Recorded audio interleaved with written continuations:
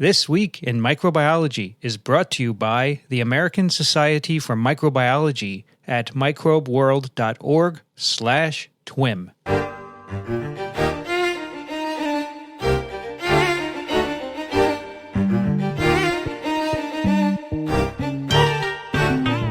This Week in Microbiology, episode number 88, recorded on August 31st, 2014. Hi, everybody. I'm Vincent Racaniello, and you are listening to TWiM, the podcast that explores unseen life on Earth. Today's episode comes to you from Madison, Wisconsin, where Michele Swanson travels there on the occasion of the naming of the Department of Bacteriology as a Milestones in Microbiology site. This program, ASM, American Society for Microbiology, Milestones in Microbiology, recognizes institutions and the scientists who work there that have made significant contributions toward advancing the science of microbiology. By placing explanatory plaques at these sites, ASM hopes to increase professional and public recognition of the significance of the science of microbiology. So out in Madison, Wisconsin, they had a day-long ceremony designating the site as a milestone site. And then Michele sat down with 4 faculty members from that department to talk about its history. So listen now as Michele joins Thomas Brock, Timothy Donohue, Katrina Forrest, and Richard Gourse as the Department of Bacteriology at the University of Wisconsin-Madison becomes a Milestone in Microbiology site. This Week in Microbiology, a special episode recorded on August 31st, 2014 in Madison, Wisconsin. Hi, everybody. I'm Vincent Racaniello's sidekick, Michele Swanson, and you're listening to TWiM. Joining me today are 4 faculty from the Department of Bacteriology at the University of Wisconsin. Rick Gourse. Hello, Rick. Hi.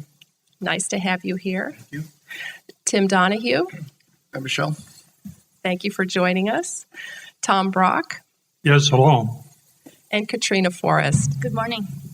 So we're here in beautiful Madison, Wisconsin, to celebrate the centennial of the Department of Bacteriology, which has just received a designation from the American Society for Microbiology as a Milestones in Microbiology site.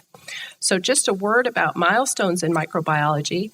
This is a program that was instituted in 2002, and the bacteriology department here is the 9th site to be recognized by the Center for History of Microbiology at ASM. The program recognizes institutions and the scientists who work there that have made significant contributions toward advancing the science of microbiology. Tim Donohue, who is currently the president of ASM, will tell us a bit more about that program. Tim. So thanks, Michele. It really is an honor to be president and be part of the program for Milestones this year, and especially an honor to have my own institution honored as a milestone site. As you said, it's a program that was set up not too long ago to honor places where special activities in microbiology have occurred over the last 100 years or so. And it's also got a role of promoting greater awareness and appreciation of microbiology to inspire young people to think about studying microbes and having an interest in understanding all the parts of our existence that are dependent on microbiology. There have been 8 other sites that have been named sites around the United States. And if you look at them, they are a combination of universities and marine stations and special places that have had a huge impact in microbiology around the last 100 years. And we're really looking forward to growing this program and really identifying more places that are deserving of this type of honor. Great. And we were really lucky yesterday to have your symposium, the Raper Symposium, which gave us a beautiful overview of not only the current work happening here, but also the many contributions your department and its scientists have made over the years. And I especially enjoyed hearing from Tom Brock about the department. And Tom, welcome. To our audience, I'll just say Tom has had an amazing career as a scientist, a teacher, an author, a historian, and a publisher. And he's been a member of the ASM since 1953. So, Tom, please share with us some of your stories from your years here at Wisconsin. Well, I've been a microbiologist for 60 years or so, and during that time I worked in a variety of areas. In the middle of the 1960s, I began to focus my research on microbial ecology, especially studying the survival and growth of microorganisms directly in nature. And Tom, I understand that grew out of your love of kayaking and canoeing in northern Ontario. Well, I did start that way, yes, way back. I'd forgotten about that. I did a little work for several years at University of Washington Marine Station in Puget Sound. And driving there, I went through Yellowstone Park just by accident. And I saw all those microbes that are now we know so much about, but at that time we didn't know much about them at all. And I was looking for a simple ecosystem to study, something that had very low diversity so that I could study essentially individual organisms directly in nature. And I discovered the hot springs and geysers in Yellowstone were teeming with microorganisms, some of them even living in boiling water. And these organisms turned out to be completely new to them and have had a lot of interest to people in microbial evolution or the origin of life in a number of different areas. And this would have been very gratifying to find how this area that I just started by sheer chance has turned into a major research area right now. I loved the story that you told in your biography that you published in Annual Review about when a former student and his new wife came and visited you, and you planned an outing where you used what you called the slide immersion technique. You took glass slides, attached them to a string, and then just submerged them in the hot steaming water. And then a day later, pulled them out, looked under the microscope to see if, in fact, there were microbes in the water. I think that's beautiful. Lo and behold, they were teeming. Yes, that was. At that time, I'd been asked to write a kind of a review paper for Science on life at high temperatures, and I was looking for some illustrations that I could use in that article. And I thought, well, I'll just throw some slides in and see what happens. And I didn't expect anything in boiling water, but there they were. And virtually every boiling spring in Yellowstone has bacteria in it, and a lot of them are unique to those areas. So some of our listeners are high school students. So any of you listeners who are interested in a science project for your science fair, consider this elegant technique of just dropping a microscope slide into the water of your choice, right? Well, actually, quite a few universities do bring students in the summer to Yellowstone, and they can do this experiment themselves as long as they don't get too close to the edge of the spring. So you made a number of points in your talk yesterday about the contributions that this department has made over the years, and shared with us, for example, that it formed an interdisciplinary training program for microbiology here at Wisconsin. Well, the department here really came out of the whole field of agriculture, and there were very many important microbiological impacts on agriculture that nobody knew much about. And I think the reason the department was able to develop in the early days as rapidly as it did was because there was a lot of support for research.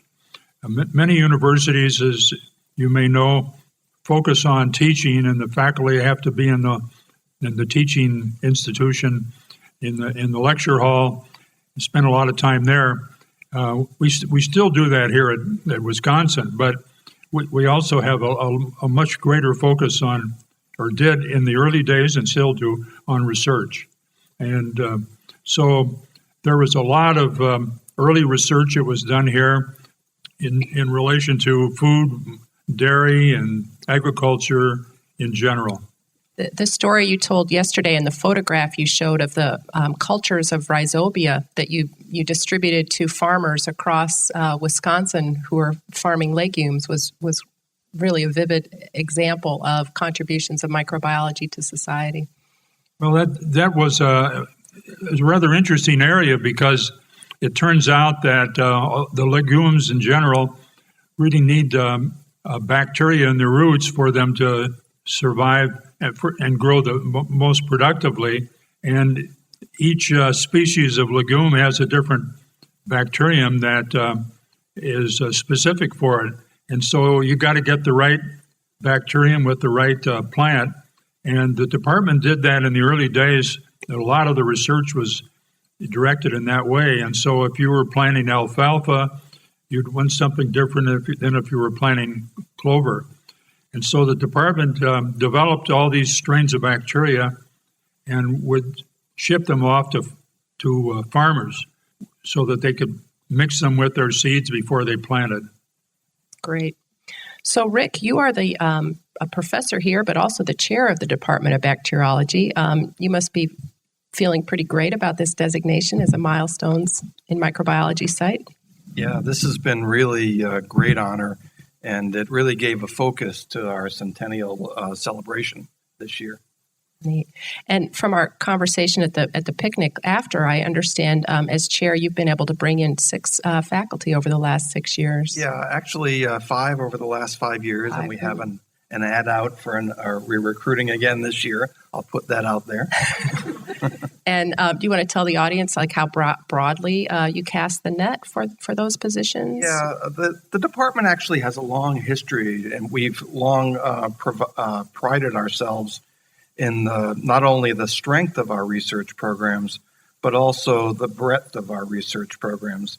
And we're committed not only to instruction at both the undergraduate and graduate levels, but also to trying to keep up with important developments in the field of microbiology. And our current faculty span fundamental areas. Their research spans fundamental areas in the molecular biology of microbes to research in more applied areas in nature. Examples are things that are of particular relevance to human and animal health, agriculture, and bioenergy. So unlike many microbiology departments, I think we've done a good job at retaining our interests in fundamental areas in basic science. But we've really moved in recent years to a particular focus on relationships between microbes and their hosts. We have faculty in the department who are studying commensal relationships, studying the microbiomes of insects, cows, mice, and humans, as well as pathogenic relationships with microbes. And I guess the biggest development or the biggest change, I guess, in recent years has been a movement toward a focus in studies on renewable biofuels and renewable bioenergy in general. I also know that you're interested in another type of interaction between proteins, DNA, and RNA. Your lab has really been a leader in understanding the mechanisms of transcription initiation, the machinery, the architecture, regulation, coordination. Is there a project that you'd like to highlight from your lab, something that you're especially excited about these days? Well, thanks, Michele, for mentioning that. In the interest of full disclosure, Michelle's lab has worked on some of the things that we've worked on as well. But we've been studying how RNA polymerase is regulated by small molecules for a number of years.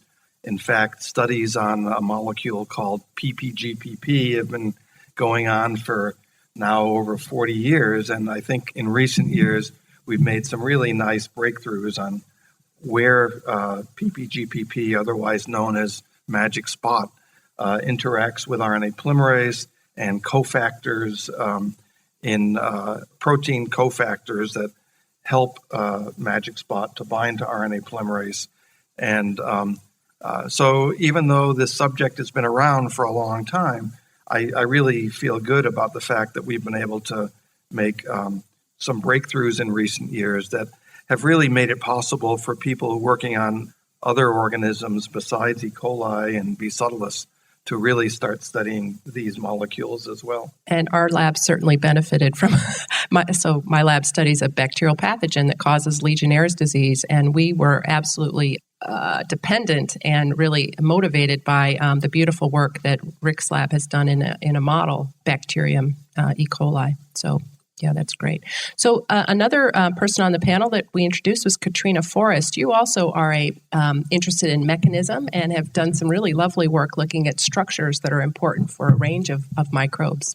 Yeah, thanks. I am interested in structure. I'm kind of a onesie here in our department. I'm a protein crystallographer. So I entered, when I was an undergraduate, I thought I might be an architect, but what I did is become an architect on a very tiny scale. So I'm interested in three-dimensional structures of proteins in bacteria and how their structures determine their functions.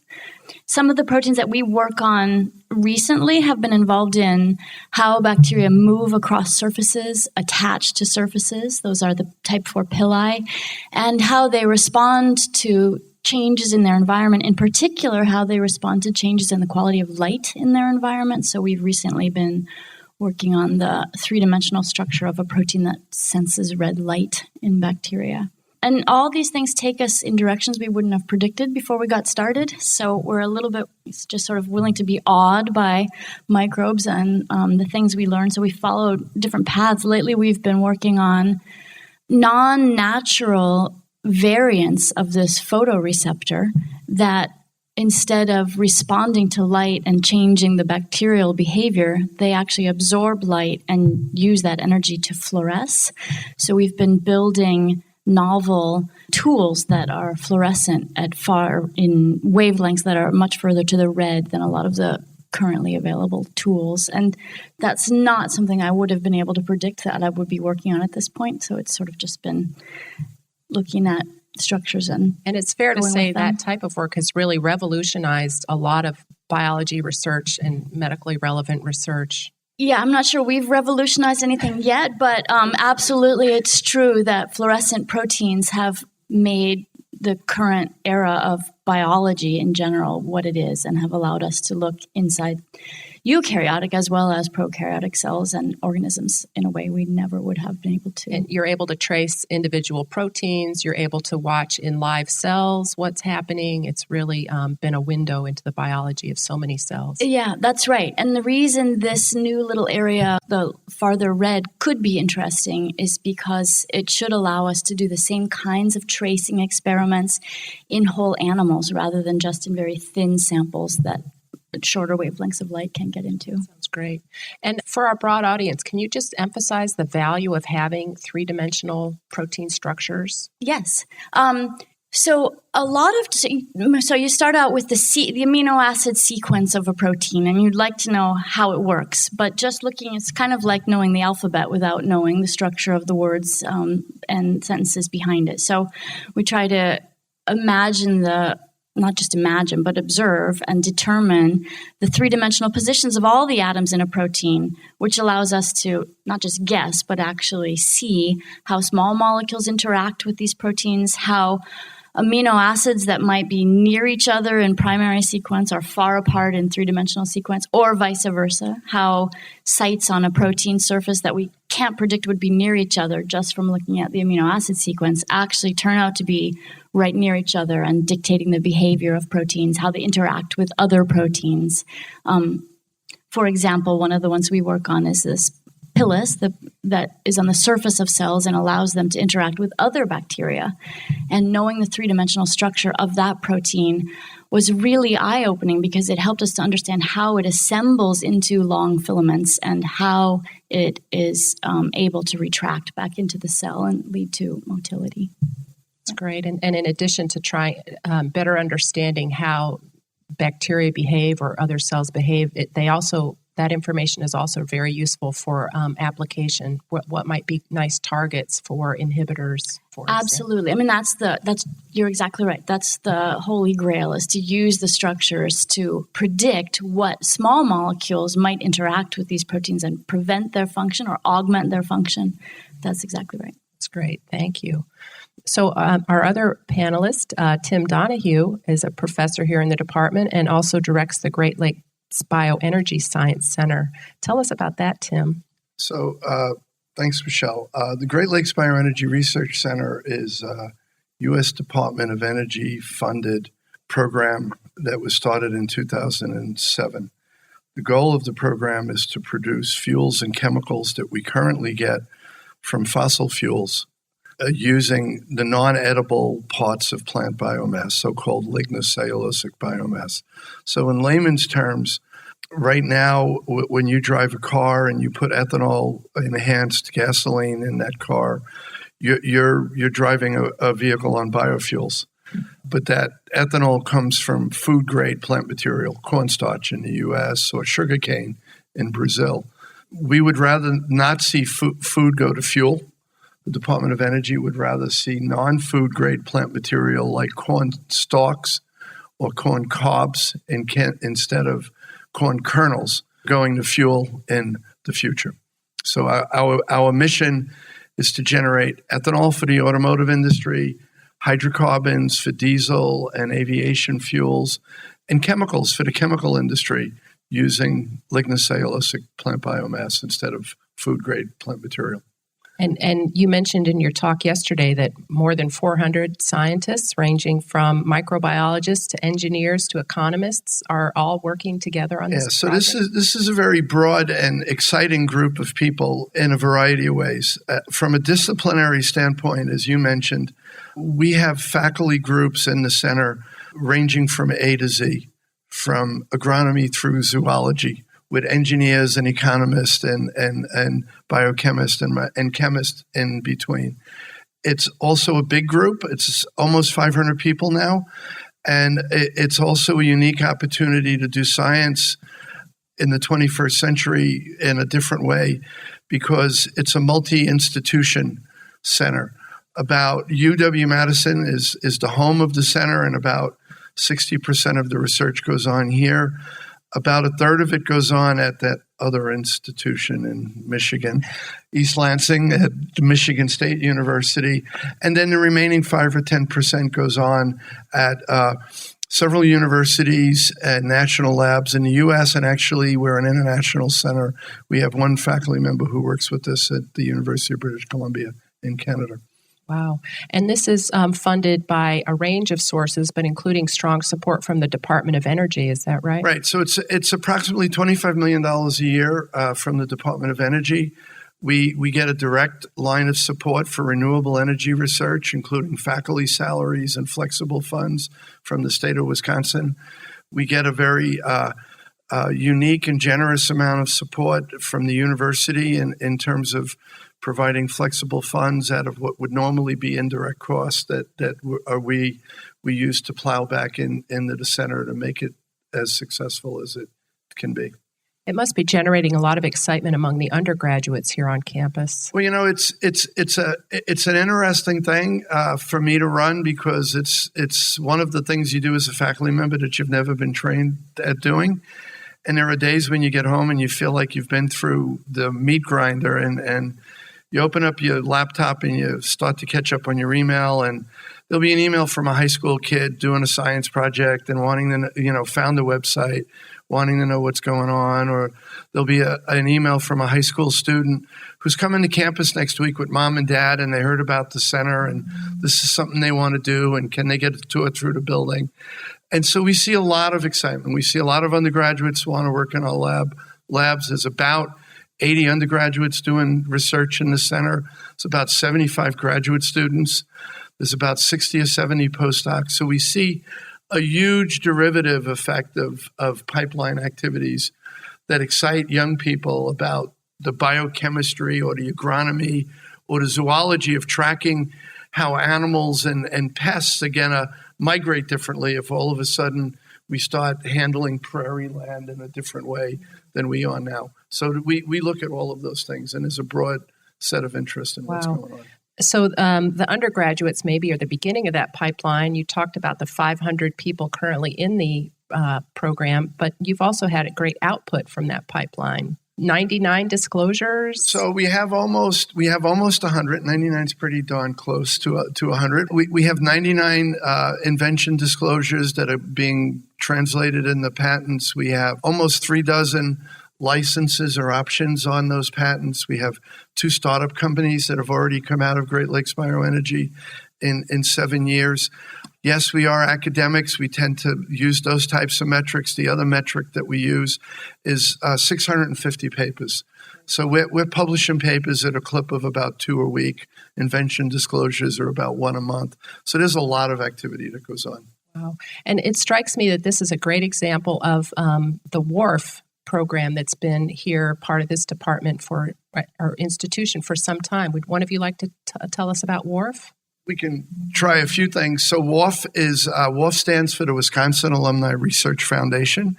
It is the university's technology transfer arm. And you're right, Michele, WARF has been a part of the UW-Madison ecosystem for over 100 years now. Wow. And it was one of the first, we were fortunate to be one of the first universities to develop a technology transfer arm out of the work of Steenbach in biochemistry to develop milk test, butterfat test for milk. And he realized that if this type of activity was really going to help farmers, again, coming back to Tom's point about agriculture, it shouldn't be held in the university. It should be outsourced independently. And although WARF is called the Wisconsin Alumni Research Foundation, it's really got nothing to do with the alumni of the university. It was set up as a separate not-profit institution that handles all intellectual property from the university, generates licensing revenue, and then plows it back into the university. This beautiful building that you're sitting in today was partially funded by WARF licensing revenue to come back in as a way of supporting research to bring out new innovation and new technology to society. I think it's fair to say that in the declining funding climate we've been through in the last several decades, the edge that the WARF funds give to the University of Wisconsin are what have kept us competitive with other universities. And I would say as a faculty member at another Big Ten institution that directly competes for the graduate student pool that you all are able to get, I'm sure it helps you in recruiting the leaders of tomorrow. It does. They fund fellowship support for graduate students. They fund travel support to help us recruit against you all. We may not be able to use it for linebackers or power forwards, but we use it for PhD students in the biological. Tim, out of respect for the fourth quarter, I promised I wasn't going to talk about football today. But so Tom, getting back to you, your talk reminded us of really the long history that this department has had in doing interdisciplinary work and the culture that has really pervaded here. Would you like to talk about Kenneth Raper, the person we honored yesterday, and his legacy? Well, he was a good friend of mine. Actually, his lab and mine were on the same floor. And Ken was a country boy. He was raised in North Carolina. I think they had 5 or 6 brothers, and they were not especially well off. But he managed to get to college and working in the area of mycology, was fortunate in the early 1930s to get a position at the U.S. Department of Agriculture in Washington, D.C. And his mentor there was a man named Charles Thom, Thom, who was a very well-known mycologist. Ken and Charles worked together on the important group of fungi called the penicilliums. At that time, they didn't know that these were going to be especially important in biotechnology, but so they were doing basic research. And Charles realized that Ken was very good, and he felt that he ought to get a PhD. And so he arranged for Ken to go to Harvard and get a PhD, which I think he did in actually 2 years. Wow. Mostly he just did his research there, and then he came back to the USDA and finished writing his thesis. And then when World War II broke out, one of the important things that was in the process of being developed was the antibiotic penicillin, which is playing a very important role, or could play an important role in the treatment of wounded soldiers, etc. But it had to be produced in a very crude ways. Actually, most of the early work on penicillin was they grew the fungus in milk jars, and which was a very it wasn't a very good way to be able to scale up a process.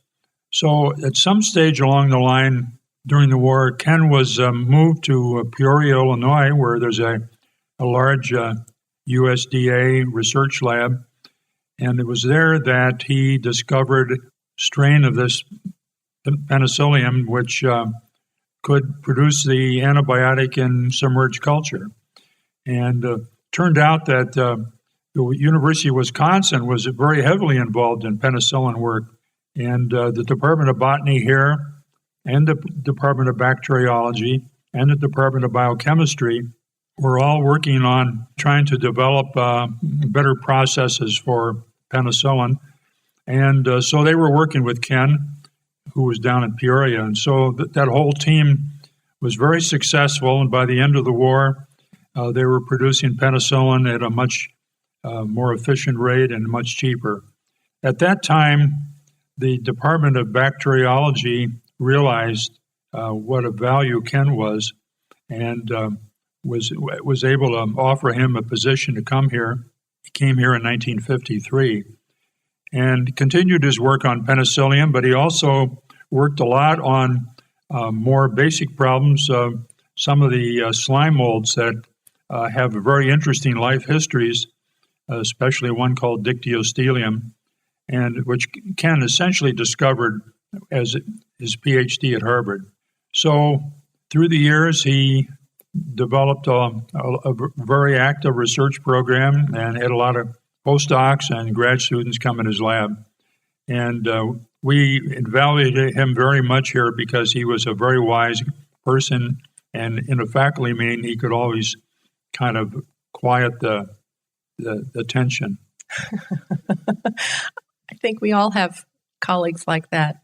So that's a great example of how work around World War II in the microbiology field contributed to health and society. Your own work on the thermotolerant microbes has really revolutionized current science.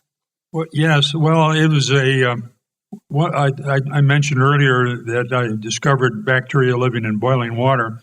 One of the new species that we discovered, a new genus actually, the genus Thermus, species Thermus aquaticus, which doesn't live quite in boiling water, but it lives quite well at temperatures close to boiling. If you can imagine a hot water heater with the water coming out as hot as it could come out, that's actually the temperature at which Thermus aquaticus prefers to live. And this discovery of this bacterium led to a lot of work on how does an organism like that able to live at high temperatures. It turns out that the enzymes that this organism produces are all what we call thermostable, and will act at temperatures that most normal enzymes would not act at.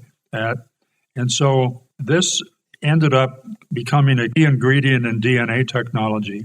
I discovered Thermus aquaticus actually with one of my students, and we published a paper in 1969 in the Journal of Bacteriology, which is an ASM journal, and that paper became known by a lot of people, and it turned out that one of the research company called Cetus in California was looking for a thermostable enzyme that would replicate DNA, a DNA polymerase. And the researcher went to the American Type Culture Collection, and he got a hold of cultures of all the thermophiles that they had present in the culture collection. And I had deposited Thermus aquaticus there, and so it was available freely for anybody to get and use. It turned out Thermus aquaticus produced a Taq polymerase that just worked perfectly for DNA replication and for the whole polymerase chain reaction, which turned out to revolutionize molecular biology. All I did is discover the organism. Somebody else discovered the Taq polymerase. But I think if I hadn't been doing basic research in Yellowstone, I wouldn't have realized that it would be possible for bacteria to live at high temperatures where such enzymes existed. That's great. It's a great story, and it's. I agree. It's a great illustration of the importance of basic research and publishing and disseminating that information, which is one of the missions of the American Society for Microbiology through hosting conferences and publication of books and journals, sharing that information. So Tom, as usual, is being very kind to himself, and he's modest. He's forgotten to mention that almost a year ago now, he was honored by the U.S. Congress with something called the Golden Goose Award in recognition of the finding of Thermus that he and his undergraduate from Indiana University at the time, another great Big Ten university, made. So his points are spot on, that the beauty of doing basic research and realizing what you can make out of it is something that the field of microbiology has done and has continued to benefit society with. And I think that in recognition of the fact that microbiology is really of central importance to modern science, it's become an extremely popular major at the university. So something like 25% of all majors at the university are now biology majors of one sort or another. And our major, microbiology, has actually grown about threefold in the last 5 to 7 years. So we have something like 330 or 350 micro majors, and the department has we are touching the lives of something like 3,000 undergraduates per year. And one of the numbers that came out yesterday during the symposium was that this department has trained something like 100,000 students over the last century. So in microbiology. So it's really exciting. And in addition, we're recognized as one of the top 4 microbiology graduate programs in the country. So I think not only research, but also in instruction is a way this department, I think, is really having its impact on the nation as a whole.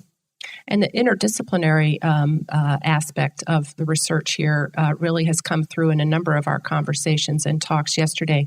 I wonder if you could comment on this beautiful building, the Microbial Sciences building, and the design with the neighborhoods and how that is in line with your mission.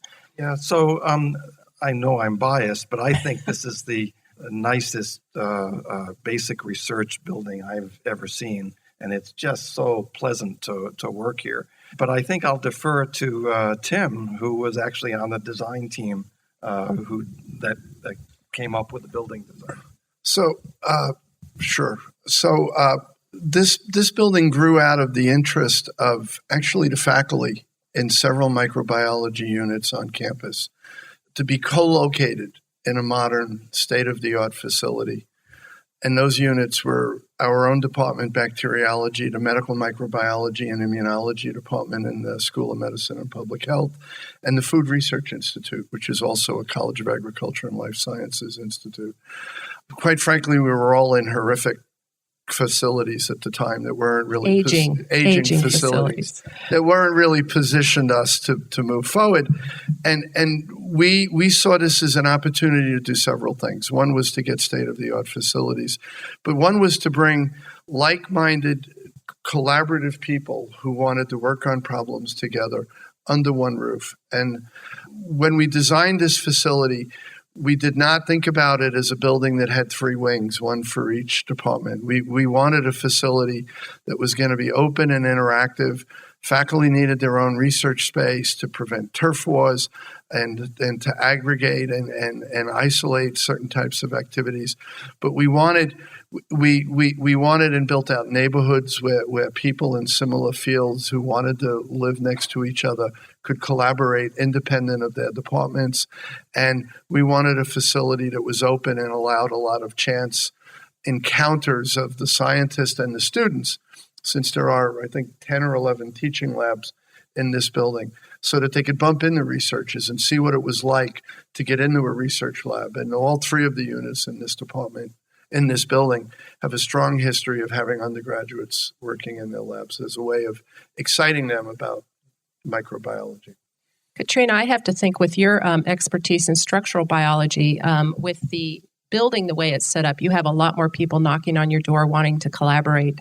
Will you please give us information about so our actually, favorite? I think that the collaborative nature of work here extends beyond people who are housed in this building. It's no secret. We have a reputation at UW for very interdisciplinary collaborative work, and that's certainly true for me. I have collaborators in 4 or 5 different departments on campus and in several countries around the world, but it's a blast. I mean, every time we get a chance to work on a new fascinating project, it's sort of like being a postdoc all over again.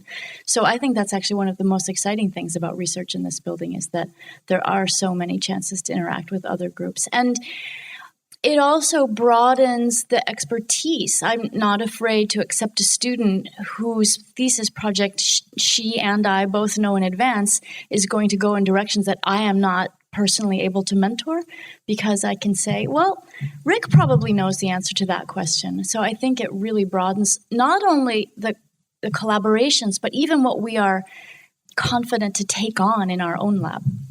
Yeah, that's great. And I was impressed. One of your speakers yesterday, Randy Diamond, the Chief Technical Officer at Promega, one of the biotech pharma companies here in Madison, said that they are one of 150 biotech companies here in Dane County, Wisconsin. So, yeah, unfortunately, 2 of the best students I've had left the lab and went to work at a biotechnology company in Madison. It's unfortunate that they left the lab, not that they are working in biotech, I'm sure. Yeah. At this point, I'm wondering if anyone in the audience would like to ask questions of our panel or make comments about the program, or if you'll introduce yourself and then please. My name is Professor Wacław Szybolski, and I have a comment and I have a question. My comment is that I attended similar gathering in Cold Spring Harbor a few years ago, and it was very well organized, and still people ask me how to access it. So I like to congratulate your society that you organize it. And my question is very technical. I remember during war, I was driving a car or small truck, which had little pipe, metal attached, not pipe, but some sort of column. And we were throwing into that pieces of wood, pieces of old dry branches and everything. And it was driving the car, producing, forgot what, but probably carbon monoxide or so on. And that was, and my question is to you, does things like this still exist? Is it developed or was not practical? There were hundreds of them, and they seemed to be driving and transporting everything. I assume that question is directed at me, Václav. I do not know of any such beast that you're talking about, unless it was something that is just burning the wood chips and the twigs and using the heat as a way of driving an engine. It probably was not making liquid fuel as we know it inside of that engine. But I think the point that you're getting at is that as we look forward, to use a term I think from Winston Churchill, history is repeating itself. We are going back to use old methods of operation as we think about how to move forward in the future. When I give a longer talk about Great Lakes Bioenergy than the one that I gave yesterday, I often use a slide with the quote from Henry Ford, predicting that when he built out cars on an assembly line, they would be powered by fuel derived from vegetables, from the waste of farming activities. So a lot of what's going on in Great Lakes Bioenergy is really going back to the vision of Henry Ford in the 1910s in a New York Times article. Another slide I could have used yesterday, and I probably should have, is a New York Times article, I think from the World War II era. The headline reads, "Wisconsin gal," and that's a quote, "makes solvent." And that is an article about Elizabeth McCoy, one of the early faculty members in bacteriology, improving a Clostridium strain to make acetone and butanol that were critical solvents in the World War II era also. So a lot of what we're doing in bacteriology and in microbiology in general is going back to old issues and addressing them in a very new way, not forgetting the old approaches of using consortia of microbes or using genetics or molecular biology, but taking those and weaving into them what we can do with genomes and what we can now do to tap into all the information we can get thanks to TWiM and PCR for genomics, to look inside of microbes and inside of microbial communities and drive new questions. And to me, that makes this an unbelievably exciting time to be doing microbiology, because it's really, you can think of it as a Renaissance period where we're going back to old questions and approaching them with new eyes and new tools. Because it was so amusing. You stop the car, collect dry branches, throw it in, here another 50 miles. My name's Doug Evely. I'm chair of the Milestones in Microbiology Committee, but I would simply add to what was just said there as regards alternate. During World War II in Britain, they did use biogas, and you could see a bus coming down the street with its monster bag of gas on the top of it, and that included a chicken manure. Out back of it, there'll be a chicken manure kind of a system for generating more methane as the whole system moved along. So Tim says he knows of no such buses today. All right, I'd like to close then by thanking the American Society for Microbiology, who sponsors the TWiM podcast, and just tell you a little bit about this organization. It was formed in 1899 as the Society of American Bacteriologists. It has had 6 presidents from the Department of Bacteriology at Madison. There are almost 40,000 members from the U.S. and abroad, and they have a broad mission that is carried out by 6 different boards. There's an education board that provides resources for K through 12, right through postdoctoral fellowships. We have an international board that has a wide range of activities, including building laboratory capacity in the developing world, building networks with the scientists there. Our meetings board is committed to disseminating information that's generated and building community at our conferences and general meetings.